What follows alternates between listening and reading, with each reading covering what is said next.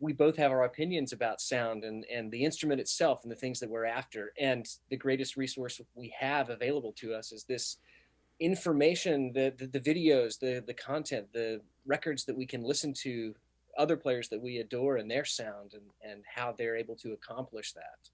Yeah, It's an endless study.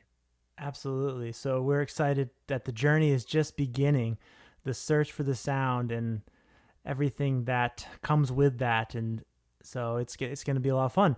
And of course, one of the main things, like you said, is to dig into the greats, right? The legends of the instrument. And this first episode, we are going to dig into one of the best all-time fiddle players out there, Stuart Duncan, and check out some of our favorite clips. You know, our go-to when we say, "Oh, what do we want to hear when we hear Stuart? What do we go to?" Man, it's an amazing thing to think about Stuart and his just the story of his career and everything that he's accomplished. He is one of those few cats that has played with literally everybody in every genre around the planet, and his accomplishments are, I mean, it's so hard to articulate our admiration for his talents and just his spirit as a human being. But you know, he started recording in the 70s, so you got the 70s, 80s, 90s, aughts, teens, and now the 20s. His career spans 6 different decades, and Hmm. it's so hard because it's been so long and so prolific to like pinpoint, to pick one or two solos, one or two songs. It's there's so many that are just, God, he's just non-repetitive. It's always something new and creative with that guy. Shall we listen? Yeah, let's listen, man. Yeah. Lord, send the angels for my darling and take her to that home on high.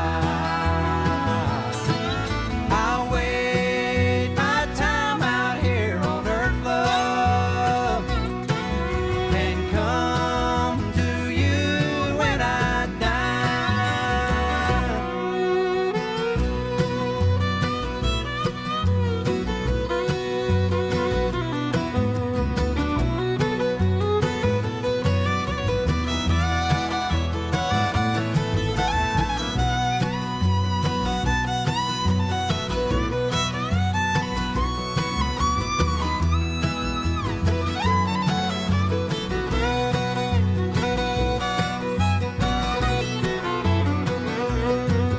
I hear a voice. Oh my Oh, gosh. so good. So good.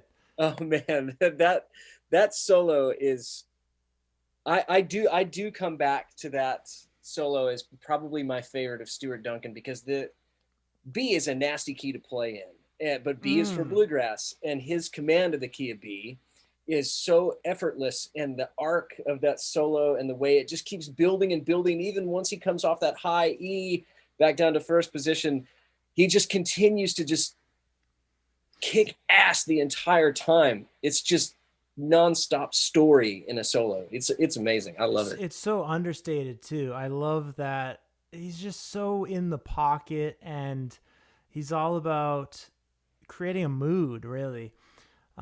Like you saying, telling that story. It's like it's a vibe. It's a mood that he's creating, and he's just really just so in the pocket and just so luscious, and it's so chocolatey in a way, you know.